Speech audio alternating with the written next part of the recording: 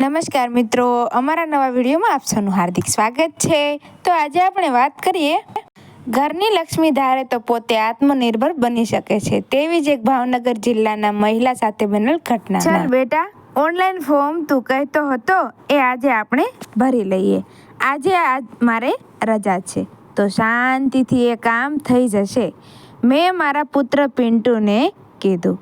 પિન્ટુ હસી અને બોલ્યો, દાદી જિંદાબાદ, તમે આરામ કરો, આજે રજા છે, મારું કામ દાદીએ પૂરું કરી દીધું છે। મેં હસીને મમ્મી સામે જોઈ કીધું, તારી દાદી તો સ્માર્ટફોન જેવી સ્માર્ટ થઈ ગઈ છે। વ્યક્તિને કંઈ પણ શીખવું હોય તો તેને ઉંમર સાથે કોઈ મતલબ નથી, એ તારી દાદીએ સાબિત કરી બતાવ્યું। મમ્મી ભીની આંખે બોલી, બેટા એ બધું તારા પપ્પાના પ્રયત્નને કારણે, બાકી મને રસોડાના કામ સિવાય ક્યાં કોઈ વાતનું જ્ઞાન હતું। મેં મમ્મી સામે ધ્યાનથી જોયું। ગોલ્ડન ફ્રેમના ચશ્મા અને ગુજરાતી સાડીમાં તેનું જાજરમાન વ્યક્તિત્વ ઉભરી રહ્યું હતું। આમ તો MSc સુધી ભણેલ મારી મમ્મીએ કૌટુંબિક જવાબદારીઓને કારણે નોકરી કરવાને બદલે નૈતિક રીતે ઘરની જવાબદારીઓ સ્વીકારી લીધી હતી અને ઇંગ્લિશ મીડિયમ સ્કૂલમાં ભણાવ્યા। હોમવર્કની સાથે પરીક્ષાની તૈયારી પણ મમ્મી કરાવતી। પોતે પણ ઇંગ્લિશ મીડિયમમાં ભણી હતી, છતાં પણ તેના વ્યવહારમાં જરા પણ આંચકલાવેડા દેખાતા ન હતા। પપ્પા વ્યસ્ત હોવાને કારણે સ્કૂલની પેરેન્ટ્સ મીટિંગ પણ મમ્મી એટેન્ડ કરી લેતી અને ટીચર સાથે અમારા અભ્યાસ અંગે અંગ્રેજીમાં ચર્ચા પણ કરી લેતી। પપ્પા વ્યસ્ત હોવાથી અમારી ઉજ્જવળ કારકિર્દીનો જશ જતો હોય તો એ મમ્મીને જાય છે। પપ્પા મમ્મીની લાઈફ પાર્ટનરશિપ ગજબની હતી। પપ્પા અમારા ભણતર તથા ઘરને ચલાવતા રૂપિયાનું ઇન્વેસ્ટમેન્ટ કરતા હતા, જ્યારે મમ્મી વર્કિંગ પાર્ટનર તરીકેની ફરજ નિભાવતી હતી। આમ જોઈએ તો પપ્પા સ્લીપિંગ પાર્ટનર તરીકે ફરજ બજાવતા હતા। ઘરની અને પરિવારની તમામ જરૂરિયાત મુજબ તેઓ આર્થિક યોગદાન કરી મૌન બની જતા। બંને વચ્ચે ગજબની સમજશક્તિ અને ધૈર્ય હતું। કોઈ કોઈના કામમાં ટાંગ મારતા ન હતા, એટલે જ ઘરમાં વાતાવરણ હળવું છતાં ડિસિપ્લિનવાળું હતું। મમ્મી અને ઠપકો આપતી હોય ત્યારે પપ્પા વચ્ચે ન બોલે અને પપ્પા ઠપકો આપતા હોય ત્યારે મમ્મી વચ્ચે ન બોલે। એકબીજાની માન મર્યાદાઓ તેઓ સાચવતા, જેથી ઘરમાં બાળકો પણ એનું અનુકરણ કરતા રહેતા। પપ્પા ગવર્મેન્ટમાં ક્લાસ 1 ઓફિસર હતા। ઘરમાં આવક પણ સારી હતી, છતાં પણ મમ્મીએ કદી પપ્પાને આર્થિક વ્યવહાર કેવી રીતે ચાલે છે તેવા મતલબી સવાલ પપ્પાને કદી કર્યા ન હતા। હું મારી પત્ની સ્મિતાને ઘણી વખત કહું છું, પપ્પા મમ્મીનું દાંપત્ય જીવન એક ઉદાહરણરૂપ દાંપત્ય જીવન છે। ઘણું શીખવાનું છે તેઓ પાસેથી। પપ્પાની આકસ્મિક વિદાય પછી ઘણા વર્ષે આજે મમ્મીની આંખોમાં મેં આંસુ જોયા। હું મમ્મીની બાજુમાં બેસી ગયો અને માથે હાથ ફેરવી બોલ્યો, મમ્મી પપ્પા યાદ આવી ગયા હે ને? હા બેટા, તારા પપ્પા તો રોજ મને યાદ આવે છે। મારા વ્યક્તિત્વ ઉપર લાગેલી ધૂળ ને ખંખેરી ફરી મારા અંતર આત્માને જાગૃત કરી। તેમણે મને કહ્યું હતું, ગીતા, ફક્ત સ્માર્ટફોન વાપરવાથી સ્માર્ટ નથી બનાતું, તારે હવે આત્મનિર્ભર પણ બનવું પડશે। આજે દરેક વ્યક્તિ વ્યસ્ત છે અથવા વ્યસ્ત હોવાનો ઢોંગ કરે છે। લોકોના ભરોસે આપણું જીવન કેવી રીતે જીવાય? બેટા, હું હાઉસવાઈફ હતી, પણ તારા પપ્પાએ મારું પાકીટ કદી ખાલી રહેવા દીધું નથી। મારી વ્યક્તિગત જરૂરિયાત માટે પણ મારે સામે ચાલી કદી કોઈ માંગણી તારા પપ્પા પાસે કરવી પડી ન હતી। એ કહેતા, નોકરી કરતાં પણ જો અઘરી જવાબદારી હોય તો એ ઘરની અંદરની જવાબદારીઓ છે, જેમાં આર્થિક વળતર કંઈ મળતું નથી, પણ અપજશ જરૂર મળે છે। તારા પપ્પા નિવૃત્ત થયા પછી અમે ફરવા ગયા, ત્યારે એક દિવસ હોટલની રૂમની અંદર ખૂબ જ ગંભીરતાપૂર્વક તારા પપ્પાએ મને કહ્યું, ગીતા, જીવનનું કડવું સત્ય સાંભળવા કે કહેવા માટે હિંમત દરેક વ્યક્તિએ કેળવવી જોઈએ। યુવાનીમાં આઈ લવ યુ, હું તારા વગર જીવી નહીં શકું જેવા અનેક શબ્દ પ્રયોગ આપણે એકબીજાએ કર્યા હતા. હવે આપણે ઉંમરના એ પડાવે પહોંચ્યા છીએ જ્યાં જીવનની કડવી અને સત્ય વાતને ગંભીરતાથી સમજવી પડશે. સંસારમાં જન્મ લીધો છે તો મૃત્યુ નિશ્ચિત છે. આપણા બંનેમાંથી કોણ વહેલું ઈશ્વરના ઘરે જશે એ નથી તું જાણતી કે નથી હું જાણતો. ત્યારે મેં તેમને આવી વાતો કરતા રોક્યા હતા અને કહ્યું, પ્લીઝ અત્યારે આવી વાતો ન કરો. તેઓએ કહ્યું, ગીતા, આજે સત્ય નહીં સમજીએ તો ઘડપણ બોજારૂપ બની જશે.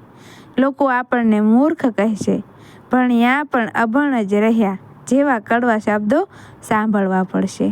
આપણા દુઃખ સાથે સંસારને કોઈ મતલબ હોતો નથી.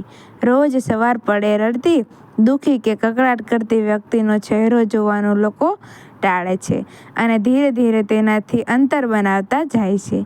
ગીતા, લોકો હસતો ચહેરો જોવા ટેવાયેલ છે. લોકો પણ અસંખ્ય દુઃખોથી ઘેરાયેલા હોય છે. દુઃખ હસતા મોઢે સહન કરવું છે કે રડતા મોઢે એ આપણા વ્યક્તિત્વ ઉપર આધાર રાખે છે. અને કડવું સત્ય એ પણ છે, લોકોના દુઃખ સમયે આપણી ભાગીદારી તેમાં કેટલી હતી. તારા પપ્પાએ દિવસે પોતાના આર્થિક રોકાણો, પોસ્ટ ઓફિસ, બેંક તથા શેર બજારના રોકાણની તમામ માહિતી, પેન્શન એકાઉન્ટન્ટની માહિતી અને ઓનલાઈન વ્યવહાર માટેના પાસવર્ડ સાથે એક સંપૂર્ણ માહિતી સાથેની એક ડાયરી મારા હાથમાં મૂકી અને કહ્યું હતું, ગીતા, આ ડાયરીને શાંતિથી વાંચી એક લોકરમાં મૂકી દેજે. ઘરના દસ્તાવેજ તથા વિલ, સોના ચાંદીના ઘરેણાં બધું જ લોકરમાં રાખ્યું છે. લોકર કેમ ઓપરેટ કરાય એ હું તું બેંકમાં જઈશું તને સમજાવી દઈશ. તું ભોળી છે પણ ભોળ સાબિત ન થતી. આપણા ગયા પછી બધું બાળકોનું જ છે, પણ લાગણીના આવેશમાં આવી કોઈ ખોટો નિર્ણય ન લેતી. દુઃખ સમયે આનંદમાં હોય ત્યારે આપણી લાગણીઓ ઉપર સંયમ રાખવો ખૂબ જરૂરી છે. મોટા ભાગે આવા સંજોગોમાં જ ખોટા નિર્ણયો લેવાતા હોય છે. આવા સમયે જ વિવેક અને બુદ્ધિની જરૂર પડે છે. ઓકે, દુઃખ સમયે હિંમત હારીને કોઈને સમર્પિત ન થઈ જવું અથવા કોઈ અવિચારી પગલું ન ભરવું. વિશ્વાસુ વ્યક્તિનો ખંભો જોઈ અને રડવું કે અંગત વાતો કરવી. નસીબથી આવી વ્યક્તિ મળે છે, બાકી મજબૂરીનો લાભ ઉઠાવનાર ઘણા પડ્યા છે. તારા પપ્પાના શબ્દો મેં યાદ રાખ્યા છે. રડવું હોય કે ફરિયાદ કરવી હોય તો ઈશ્વરની સામે એકાંતમાં રડી લેવું. આંસુની કિંમત સાસા મોતી જેવી છે. તે આંગળીથી લૂછી શકાય એટલા જ આંખની અંદરથી બહાર આવવા જોઈએ. જે વ્યક્તિ તમારા આંસુ જમીન ઉપર પડે તે પહેલાં પોતાના ખોબાથી અંદર અથવા તેના રૂમાલથી ઝીલી લે એ તમારો સાચો અંગત. બાકી વાસે હાથ ફેરવી રડાવવાવાળી મથરા કે શકુની ક્યાં સંસારમાં ઓછા પડ્યા છે. હું હસી પડ્યો. નિયમિત ઈશ્વરને પ્રાર્થના કરવી એ જ આપણું આત્મબળ વધારે છે. ઈશ્વરની નજીક રહેવાથી આપણે એકલા નથી તેવો અહેસાસ રહે છે. નવરાશના સમયે ગામ પંચાયત કરવા કરતાં વાંચનની આદત પણ તારા પપ્પાએ મને પાડી. વાહ મમ્મી, વાહ. પપ્પાના વિચારો ખૂબ જ ઊંચા હતા. નારી કેળવણીની વાતો કરતો ઢોંગી સમાજ પોતાની પત્ની અભણ રહે એવી ઈચ્છા રાખતા હોય છે, ત્યારે તારું યોગ્ય સમયે ઘડતર કરી પપ્પાએ પોતાની પતિ તરીકેની ફરજ ઉત્કૃષ્ટ રીતે ભજવી છે. મમ્મી બોલી, તું પપ્પાના મિત્ર દવે કાકાને ઓળખે છે? દવે કાકાના ઘરે અમે અવારનવાર જતા હતા. ત્યારે દીકરો વહુ વારંવાર દવે કાકા તથા તેમના પત્ની મુક્તાબેનને કહેતા, તમને ખબર ન પડે, તમે શાંતિથી બેસો. ધીરે ધીરે દવે કાકાનો આર્થિક વહીવટ દીકરા વહુએ લઈ લીધો. દવે કાકાને કોઈ જગ્યાએ વ્યવહાર કરવો હોય, ધર્માંદો કરવો હોય, વ્યક્તિગત ખર્ચ કરવો હોય કે પછી મોબાઈલમાં બેલેન્સ કરાવવું હોય તો દીકરા વહુને વિનંતી કરવી પડે. સામે 10 સવાલ દીકરો વહુ કરે.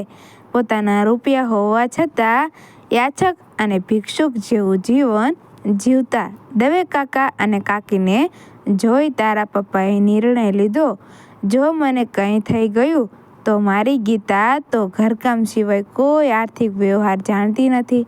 તેથી તારા પપ્પાએ મને સ્માર્ટ બનાવવા માટે પ્રથમ મારા પાકીટમાં જે હાથ ખર્ચી આપતા એ બંધ કરી બેંક એકાઉન્ટ ખોલવાની ડેબિટ કાર્ડ મને આપ્યું. હવે તારા પપ્પા તેમાં રૂપિયા જમા કરતા અને મને ધીરે ધીરે એટીએમ કાર્ડનો ઉપયોગ, તેના ફાયદા સમજાવ્યા. એટીએમ મશીનમાંથી રૂપિયા કેવી રીતે ઉપાડાય, ગૂગલ પેથી પેમેન્ટ કેવી રીતે થાય, રૂપિયા એક બેંકમાંથી બીજી બેંકમાં ટ્રાન્સફર કેવી રીતે થાય, ગેસ તથા ઇલેક્ટ્રિક બિલની ચૂકવણી ઘરે બેઠા મોબાઈલ મારફતે કેવી રીતે થાય, મોબાઈલમાં બેલેન્સ ખાલી થઈ ગયું હોય તો બેલેન્સ કેવી રીતે કરાવાય. આવું તો ઘણું તારા પપ્પાએ મને બહુ જ પ્રેમ અને આદરપૂર્વક બધું સમજાવ્યું અને શીખવાડ્યું. થોડા સમય પછી એક ક્રેડિટ કાર્ડ પણ કઢાવી આપ્યું, સાથે તેના ફાયદા અને ગેરફાયદા સમજાવ્યા. તેનો વિવેકપૂર્ણ ઉપયોગ ક્યારે અને કેવી રીતે કરાય એ પણ સમજાવ્યું. કારનું લાયસન્સ તો મારી પાસે હતું જ, પણ કાર કદી મેં ચલાવી ન હતી. તારા પપ્પા સાથે કારમાં ફરવા જાઉં ત્યારે હાઈવે ઉપર કાર મને ચલાવવા આપવા લાગ્યા. ધીરે ધીરે ટ્રાફિકમાં ચલાવવા આપવા લાગ્યા. બેટા, આજે મારે કોઈ કામ હોય અને તમે વ્યસ્ત હોવાથી મારી રીતે હું મારા કામ જાતે કરી શકું છું. સાચા અર્થમાં મને તારા પપ્પાએ આત્મનિર્ભર બનાવી. સાચી વાત છે, તારી મમ્મી સ્કૂલ વાન જ્યારે અચાનક ન આવતી ત્યારે તું પિન્ટુને સ્કૂલે કારમાં લેવા મૂકવા પણ જતી. મમ્મી હસીને બોલી, તારી મમ્મી સ્માર્ટ છે, તને ગમે છે કે નહીં? મેં કહ્યું, ગમે છે માત્ર નહીં, ગર્વ અનુભવું છું. હવે તો તું લેપટોપ વાપરે છે અને ઇન્ટરનેટ ઉપર ઓનલાઈન ખરીદીની પણ માસ્ટર થઈ ગઈ છે. મોબાઈલ ઉપર ફટાફટ બ્લિંકિટ ઉપર વસ્તુ ઘરે મંગાવી લે છે. મને એ કહેતા આનંદ થાય છે કે કદાચ તું અમારાથી 2 ડગલા આગળ વધી ગઈ છે. બેટા, બદલાતા જમાના અને ટેકનોલોજી સાથે વ્યક્તિત્વમાં બદલાવ આવવો જોઈએ, પણ તેના વ્યવહાર કે સ્વભાવમાં બદલાવ ન આવવો જોઈએ, તેવું તારા પપ્પા મને કહેતા. બેટા, મને પણ કહેતા આનંદ થાય છે. સંજોગો મારા બદલાયા, પણ મારા દીકરા વહુના વ્યવહાર કે લાગણીઓ બદલાણી નથી. પતિ પત્નીના પવિત્ર સંબંધોમાં જેટલી પારદર્શિતા અરસપરસ રાખશો તેટલી આત્મીયતા અને વિશ્વાસ એકબીજાનો વધતો રહેશે. પ્રેમનો મતલબ ફક્ત વાણી વિલાસ કે એફબી ઉપર રૂપકડા ફોટા મૂકી પ્રેમનું પ્રદર્શન કરવાનો નથી. તમે જેને ચાહો છો એ વ્યક્તિનું આત્મસન્માન સાચવવાના તમામ પ્રયત્ન કરવા એ જ અમર અને સાચો પ્રેમ છે. મારી પત્ની સ્મિતા બોલી, વાહ મમ્મી, આજે સાચું દાંપત્ય જીવન કોને કહેવાય તેની તમે અમને સમજ આપી. મિત્રો સમય સાથે બદલાય એ મતલબી અને સાથે રહીને સમય બદલે એ સાચો જીવનસાથી. મિત્રો, વિડીયો ગમ્યો હોય તો વિડીયોને લાઇક કરજો, શેર કરજો અને આવા જ વિડીયો જોવા માટે અમારી ચેનલને સબસ્ક્રાઈબ કરી દેજો. Thank you.